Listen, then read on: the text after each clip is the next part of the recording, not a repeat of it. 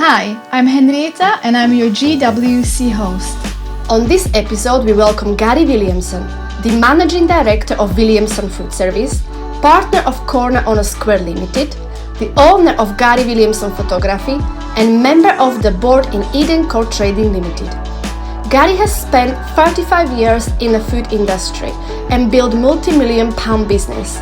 He shared his experience in a family business from early age, his input into the business to make it profitable, and the challenges they're facing daily in the food industry.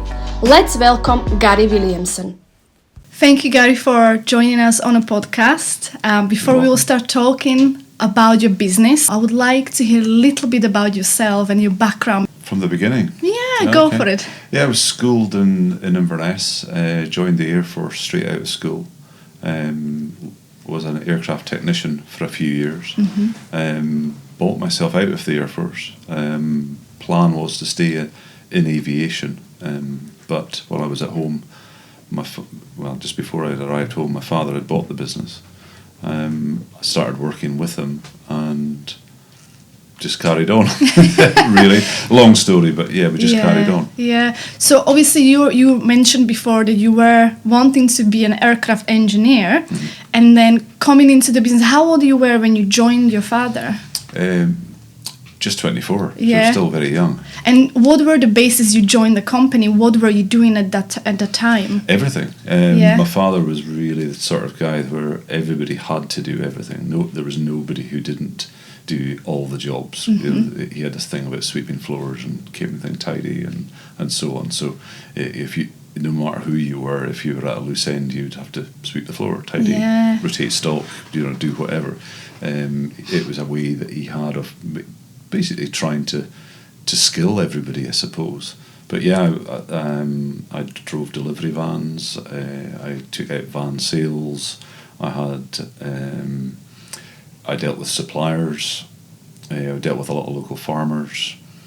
Just basically everything. Every aspect of the business I got involved in straight away.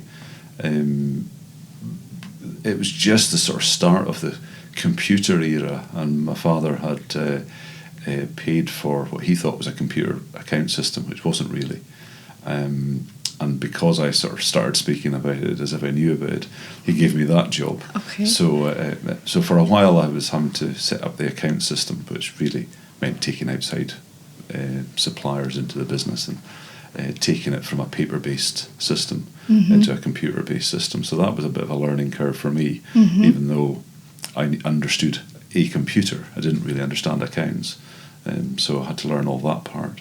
So that the early part of the career was learning the craft of just the day-to-day of the food and drink industry, but also having to learn how to prepare accounts. I actually love that, because so many people come into business and, as per to say, they're handed the business and they just think that they know how to run a business, but you actually done everything from the bottom to the sweeping and doing the sales of the vans and everything else, to setting up the account system that you had to learn. Where did you get the confidence to come into the business? Because not everybody will have the confidence. It could be quite daunting, and looking up to your dad as well, him running the business. Where did the confidence come from? I'm not sure that the confidence was always there, or was it there and I didn't recognise that it was there? I don't know. I don't really have a clear thought on that, actually. I did have my two brothers in the business. One of them still there, still very active in the business. You has your family about you. My father was very good with the choice of professionals that he had to support them as well. So I think I leaned quite heavily on them in the early days. So that's probably what gave me the confidence, knowing that I probably wouldn't be stuck for too long. There would be somebody I could go to. What was your input, do you think, from the start?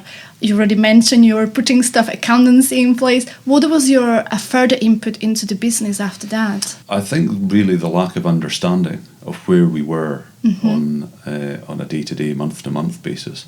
My father was very instinctive and he knew a lot of things. Of course, he had a lot of years of experience, so he just was quite comfortable, that we would end up okay.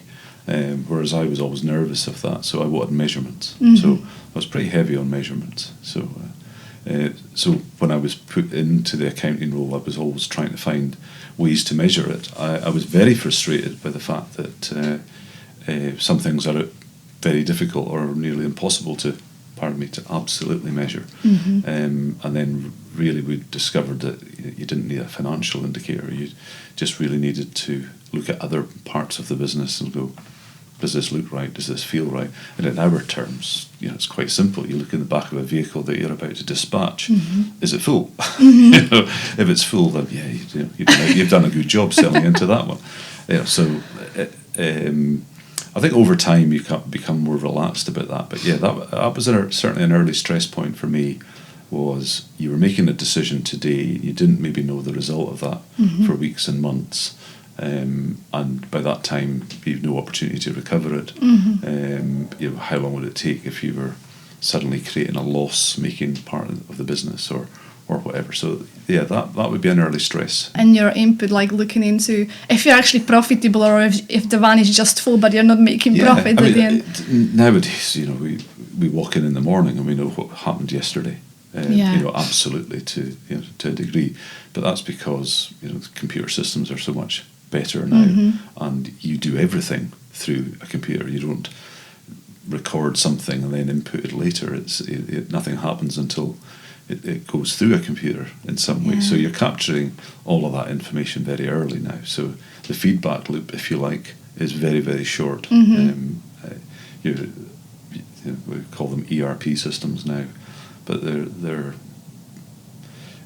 almost every aspect of what you do or every activity gets recorded either as part of the process or immediately afterwards. So it makes that easier. I just love what you said there, because I genuinely still meet people and business owners who are still working of the same way as your dad used to.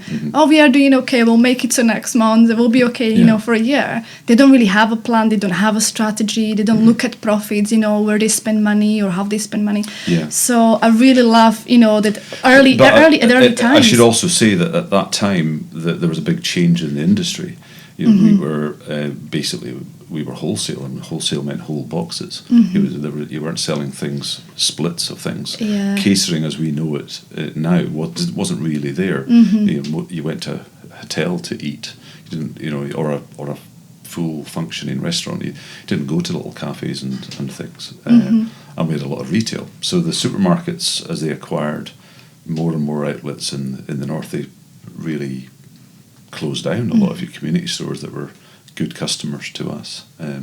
So our business was in decline at the point that I was joining it.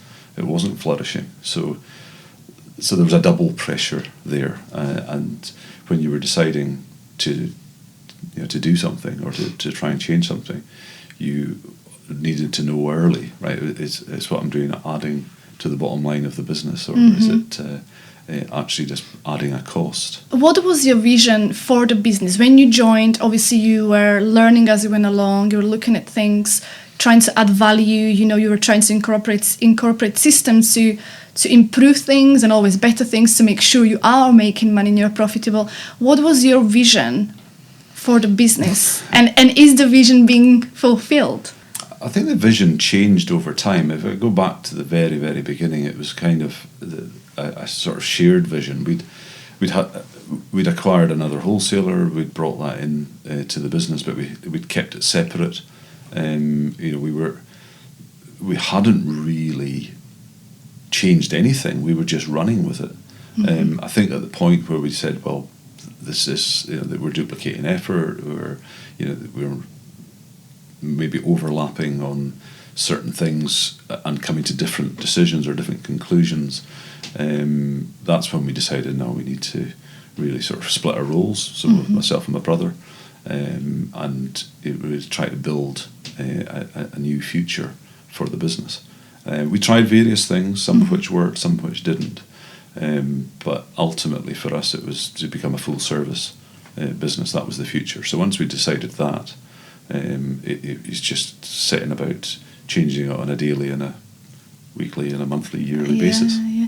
I'm going to build on what you just said. What worked and what didn't work. You said we tried some things, some things worked, some didn't. What worked and what didn't work back then? So we were I'm allowed to say that we were distributing for the co-op. Yeah, of course. So we had a contract. We used to supply the co-op, and then they took it in centrally, so they did all their own procurement. But they didn't have their own distribution set up, so we distributed to all the Highland stores. So that was fine. That kept a lot of men and vehicles running into areas, and of course we were taking some of our own product in there. But we knew that that contract would finish, and we were trying to see what we could move into to replace that. So a transport company went bust, and I bought it for £1. And we tried to trade in parcels and pallets and various other things. And we found very, very quickly that it wasn't core to the business. Okay. So there's a lesson there. Learned a lot. Learned how to have 2 mobile phones stuck to your ear in the 90s, which not a lot of people were doing. It was pretty horrible. And it was detracting from where the business really should have been going. So we were fortunate to sell that business, which gave us a little bit of money then to reinvest in the realigning the fleet. And at that point we decided we were going to go multi-temperature, multi-category. Okay, that's actually interesting. You know, I never knew of anything about you or about the business. So that's a real history there. You know, just you've been in the business for over 30 years. So there was a lot that you've experienced. Like you said, the computer started, internet started. So many things have changed. Yes. What was your successful formula to scale up? Really, we just did what we did yesterday and try to do it better today and do more of it tomorrow. That's kind of it, really. Yeah. You know, there's no great sort of jump. If you look at where we went, it's always incremental growth. And so other businesses may be different. You know, they may part of their business plan may be that they have to reach a certain scale within a certain time. Certainly, it was like that for us early on. Whereas now, if things move a little bit slower, it gives us a chance to adapt. But for other people, they have to kind of look at what they're doing and is it currently working? And if it's not working, what is the problem? The problem might be scale. It might be another issue. I suppose really the hard question is, am I valid in the marketplace? That was a question that confounded us for a while. We sort of thought we were this small local business in a sea of nationals, and these appeared to be doing everything, and whether they were doing it better or not, they appeared to be able to move seamlessly into other arenas in the way that we couldn't. I think there was a fear there, but once we kind of got over that and really started to look at what we could do on a quality basis and what resonated with our customers, then we found growth. We found ways forward from there. You must be quite sought after by many suppliers who are wanting to get into Highlands through the food industry. Do you have a process where you're selecting which suppliers you want to work with and who you do not want to collaborate with? Yeah, I think first and foremost, we've got to value the product. If the product doesn't have a value for us or for our customers, then it's a non-starter. There's no sense in taking it any further. Thereafter, we may already have a product or something in our business, and we're not maybe looking for that. That doesn't stop the conversation. We'll always be honest with people, and we'll say exactly where we are. But maybe your existing supplier is realigning, and it does create an opportunity. Maybe the market grows, and that becomes an opportunity. It's hard to say exactly, but we engage with our suppliers and prospective suppliers. I think we all get the endless, utilities and other services. And I'm not looking for any of them. Very, very happy with virtually everybody that we work with on that front. Not to say that I'm not happy with my stock and trade suppliers, but if I'm not happy with them, or if our company are not happy with them, they would know. Yeah. They would know that we weren't happy. We were quite brutal with our feedback. We'll pass any praise, and they should see in the sales when they're getting it right. Yeah.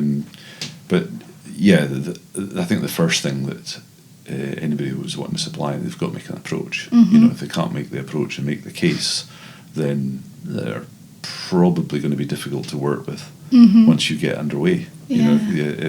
if they have taken the time to do the homework on your market, they maybe have already spoken to some of your customers, and they can come to you and say, these customers would buy this because, and so on. Then, you're going to, of course, look at it. You're talking about, all core products.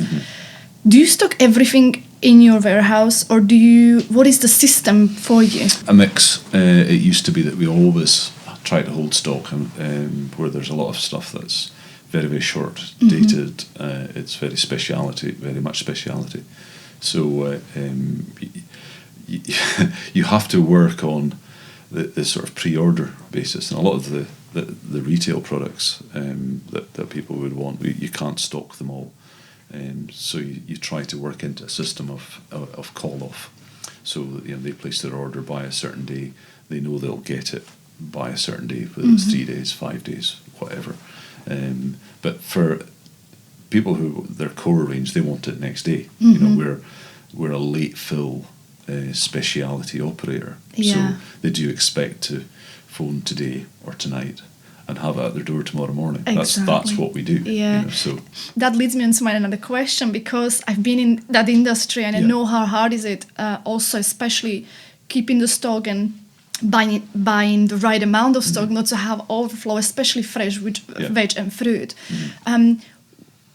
It must be such a different process now from what you probably know from 30 years ago. How you stock things, and do you use any type of stock management just now? Well, in the produce side, it's still very much an eyeball game.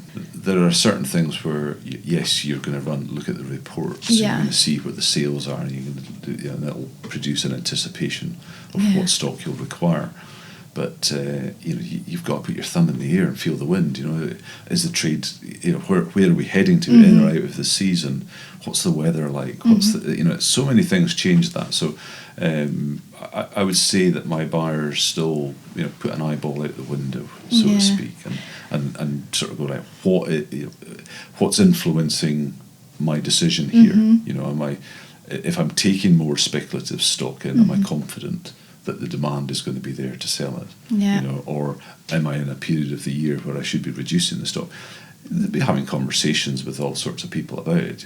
The buying team will be speaking to the sales guys, probably picking out a few customers at random whose opinion they value, to say, right, where's this going? Where are we headed? So you're constantly, as I say, wetting your finger, sticking it in the air. And I think it comes with experience as well. Over the years, you but probably have the rhythm of what's happening over the year. It's encouraging everybody to do that, because pretty soon it just becomes part of your daily conversation, and you don't really remember defining when you've made the decision about it, because it's just a constant process. What is your value proposition to your customers? What is the value that you're giving your customer? Why would they come to you rather than going somewhere else? I think that they can seamlessly operate without worrying about the stock that they're going to require to be able to service their customers. They know that we are at their back. We're effectively their larder. We try to obviously be the never-ending, the infinite larder, but in reality we're their larder. They reach into us to pull out whatever it is that they need, and their demands can change daily or weekly. One customer changing their buying pattern doesn't really make an awful lot of difference to us, unless it's a very dramatic change or a very large customer. So again, it would just become part of that daily mix. But in terms of your question, we really should take the stress out of availability of product for them. That's a great proposition. I think that's what everybody wants, and I would say from my experience, chefs want nothing but that. They just don't want to be worried that their stuff are not coming in and they can't make the actual meal on the menu. With that comes a lot of stress for the chef. Margin. Chefs in hotels and restaurants is always about margins, but it's also very difficult for you to manage that because the markets are up and down depending on the season. The prices are changing. Yeah, well, we're talking right in the middle of a crisis of lack of staff to pick products out of the field. Yesterday we got no kale the local grower had nobody to pick. Okay. So there's an example, and there's many. Every day it changes. Tomorrow will be something else. So yes, we then jump to an alternative source, and if we can't get the product, then we've got to go to the chef and say, well, okay, that's going to be unavailable today. It'll be returning in that. Do you want to swap out if you've got enough stock to go, and so on. So. How do you manage the pricing? Because, again, I just have to go from my experience being a sales rep. When I went to see a chef, I had to agree a certain pricing for a certain period because they do need to manage that margin. And then it's almost they don't really care whether I've got the stock or not. They want it still at the same price and they want the stock. How do you manage, as you explain, you do speak to them? Some things, we deal with a lot of market produce, so that price has to change with the market. There's nothing that, we make no apology for that. That's the way that it is. Whereas other products, they don't really change. And there's some things that we hold. Maybe one day you're taking a little hit on it, but if it's too difficult to move the price daily, then you don't move the price. So that again, that's another thing that would you would use your experience on, and there'd be a lot of conversation around. As I sit here, I'm thinking of 2 or 3 conversations that we've had today, where it is exactly that, and it's stick or twist in terms of the pricing, because you can see coming along the tunnel little inflationary increases, and you have to work out, okay, is that going to stay? In which case I have to move the price, or is it transitory, and do I absorb it? For the good of a customer who maybe feels that if it moves outside a certain parameter, then they can't feel the dish. And it must be hard because I remember when I worked for a local company as well, and we were selling veg and fruit, we were eaten out by the big guys, by the big companies, that even we were just so scared to increase the price because we knew they will come and undercut us and take the customer away. You obviously rely heavily on loyalty in Highlands. You know that your customers will be loyal to you. And just because somebody's using one point, price is just one point of your service. There is a whole gamut of other things. So we try to be fair on the basket right across the product in terms of price. We try to have a high level of availability, and we've also got a service that's locally based and can quick fill, which much the nationals can't do. Sometimes they'd be once a week when you're daily and so on. So that's really for the customer to decide. You set out your stand as far as that's concerned, and they either value that and buy into it, or they don't. There is only so much that you can do about that. Obviously, if you're losing customers wholesale because you're taking a stance about the way that you operate your business, you'd have to question that. But if it is working and you've been told that it works through sales growth and direct comment and so on, then you continue on. Before we get back to our interview, I would like to tell you about today's sponsor, iSight Limited. iSight Limited specializes in CCTV systems, smart home technology, audio, video installations, networking, and Wi-Fi. They continuously research improvements on current products and new technologies, allowing them to advise you on best solutions and options for your requirements. They recently opened a showroom located at 50 Seafield Road in Inverness, where you can experience the products live, have a nice cup of coffee, and discuss your requirements with their friendly team. Thank you, iSight, for sponsoring this episode. Now back to the interview. What are your daily struggles? What is the most difficult thing you have to overcome on a daily basis? Getting all my trucks to roll on time. And there could be lots of things behind that. There could be availability of staff, there could be a technical problem with the vehicle, there could be a large part of the stock that hadn't arrived that was required to go out, and if it didn't go out would cause problems to your customers. So there's lots of things to worry about, but the number one is are the wagons rolling? Pure and simple. Most of the problems are small, varied, changed. You don't really point to one thing. Here and now, yes, there is prevailing things, but they weren't maybe the problems last year and the year before, or indeed next year. What do you feel? Do you think that everybody in your operation is working to the maximum productivity they can, or how do you try to maximize productivity in your business? I think you've got to be results based. Are you getting the results that you're looking for? We can always argue about an individual as to whether they're being truly productive or not. But more widely, I think you're just looking at the result, and if the result is happening the way that you want, then you can argue that you're being productive. Once you drill into that, then you've got to come up with some form of measurement, and that can be wide and varied, and it could be anecdotal or it can be very precise. Having this type of business, you probably need to see some growth year and year and year and year. Do you put targets in your business that you want to achieve every year, and what are the ways you try to achieve those targets? There was times when we used to set out daily and weekly targets. No, I'm very nervous of actually putting hard targets out there, I think.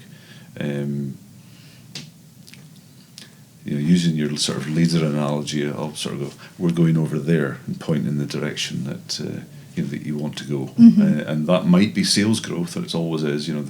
There's an old adage, the answer is more sales. Now, what was the question?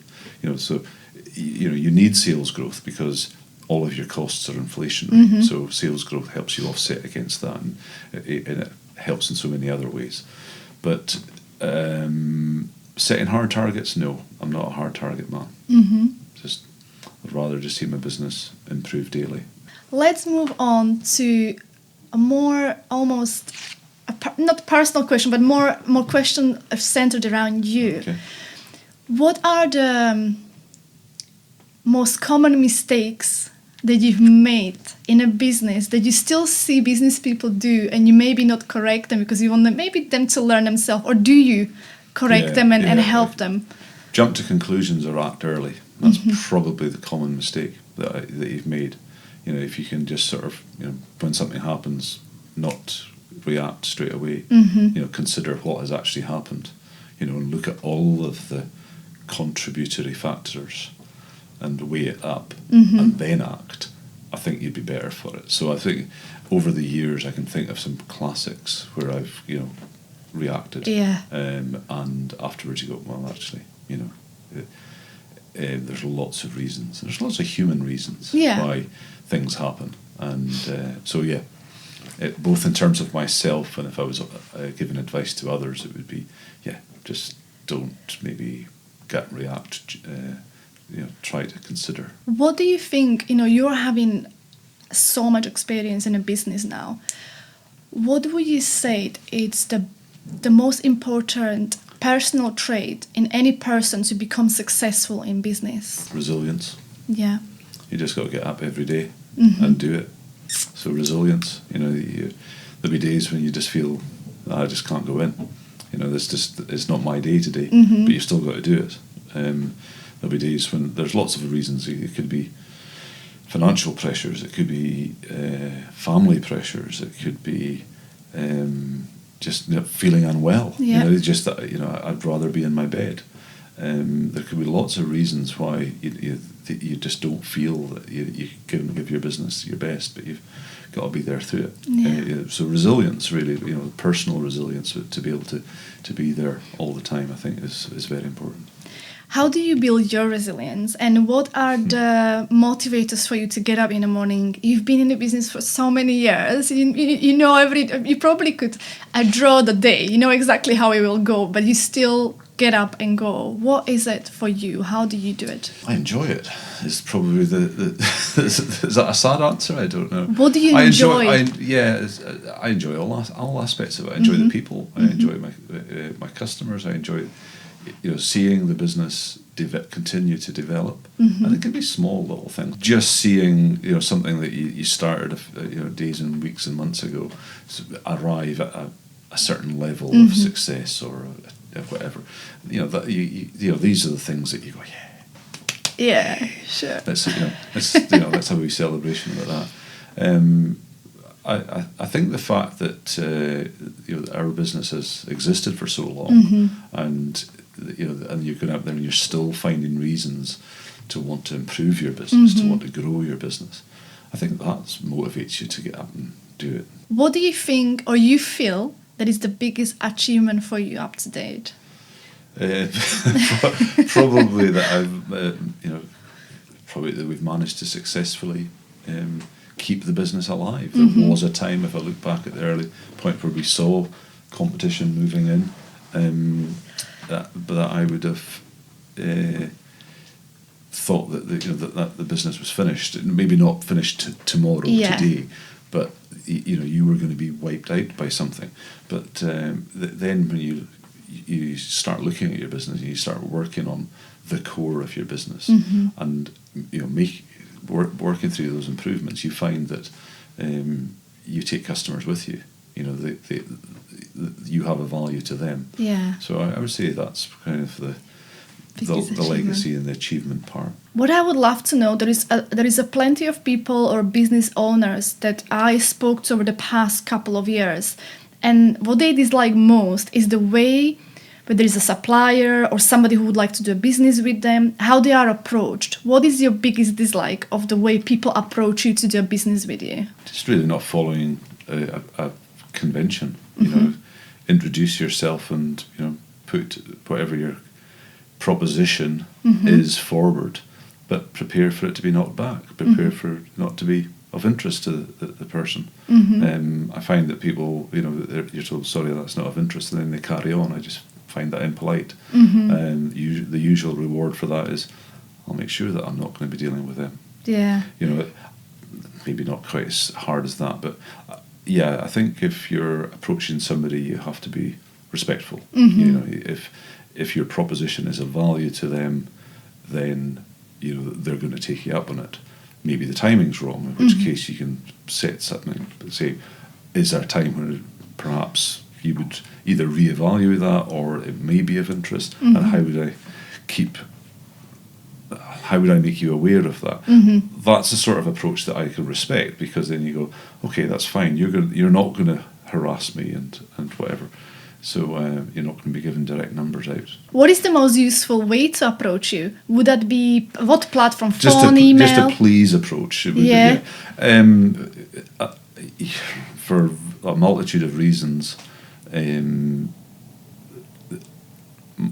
guys that answer the phone will put you through some questions, and they probably won't put you through to me, but they will record what your interest is, and I would phone you back, just simply because you get a lot of time wasters. Yeah. But no, for anybody who's got a serious proposition, please approach. I am genuinely open, but it's like going to an audition. It may appear difficult, but you're trying to manage. You talked about how do you manage your time. That's one of the ways. Is spending the time on the people that are pushing your business forward, not definitely. People that are really only interested in their business. And one more personal question: what do you like to do outside of work? What is like your favorite activities? I've got a wide range of activities, really, but I like to be out in the open air. I love the fact that we're here in the Highlands, we've got so many wild spaces, and I can go out and enjoy that in a multitude of ways, on bikes, on foot, and in the air, whatever. It's but getting out there and enjoying the Highlands, whatever the weather. Work-life balance, you just mentioned that your wife is also in a business. How do you strike the work-life balance? Because you've got children in an age they are now looking after themselves, but in a time you've been in a business from 30 years ago, how did you manage to do that? Yeah, I think we always struggled with that. I think there's a lot that we perhaps got wrong. Kids seem to forgive us for it, but I think that's inevitable if you're going through a particularly difficult time in the business, whilst your kids are at a demanding stage, that there's going to be conflict in your time and what you do with it. But you just got to do the best that you can do there, and remember that those times are important. Gary, thank you so much for coming on a podcast. I have got so much value out of everything you said, and I found out things that I would probably never read anywhere on the internet. And I'm so glad that lots of local people, see the person, one of the people who is behind the brand and behind the business. So I really appreciate that. You're welcome. And until next time, grow your business with confidence.